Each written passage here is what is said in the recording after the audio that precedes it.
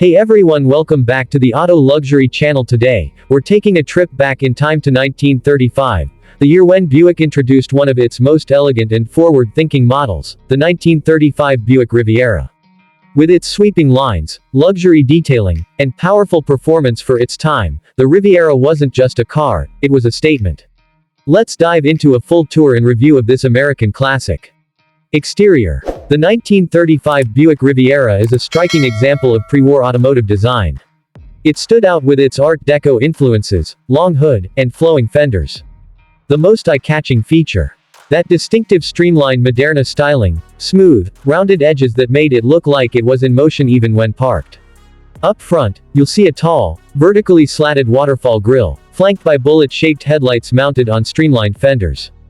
Buick was already embracing the idea of aerodynamic styling, even if subtly.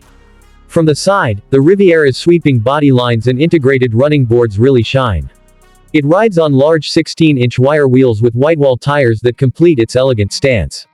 At the rear, the trunk design is integrated into the body, a forward-thinking move in 1935. Tail lights are small but well-positioned, and a rear-mounted spare tire gives it that iconic vintage look. Interior. Step inside, and you're transported to the height of 1930s luxury. The interior of the 1935 Riviera was crafted with attention to detail, showcasing plush bench seating, a wood-grain dashboard, and chrome-accented gauges. The instrument panel was beautifully symmetrical and featured analog dials for speed, fuel, oil, and amperage. The steering wheel was large and made of bakelite, common in the era, with a Buick crest at the center.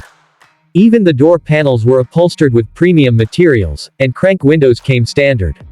For 1935, features like an in-dash radio and heater were optional luxuries that many Rivieras came equipped with. Performance. Under the hood, the 1935 Buick Riviera was powered by a 233 cubic inch, or 3.8-liter, straight-eight engine. It produced around 93 horsepower, which was impressive for a mid-30s car. The engine is buttery smooth, thanks to Buick's valve-in-head technology, a precursor to what would later be known as the overhead valve design. It was more efficient than the flatheads used by competitors. Mated to a 3-speed manual transmission, the Riviera delivered a top speed of around 85 miles per hour, with a comfortable cruising speed of 50 to 60 miles per hour. It rode on coil spring suspension in the front and leaf springs in the rear, giving it a surprisingly smooth ride for the time. Stopping power came from mechanical drum brakes on all four wheels, adequate, though not exceptional by today's standards. The 1935 Buick Riviera is more than a car, it's a moving piece of American history.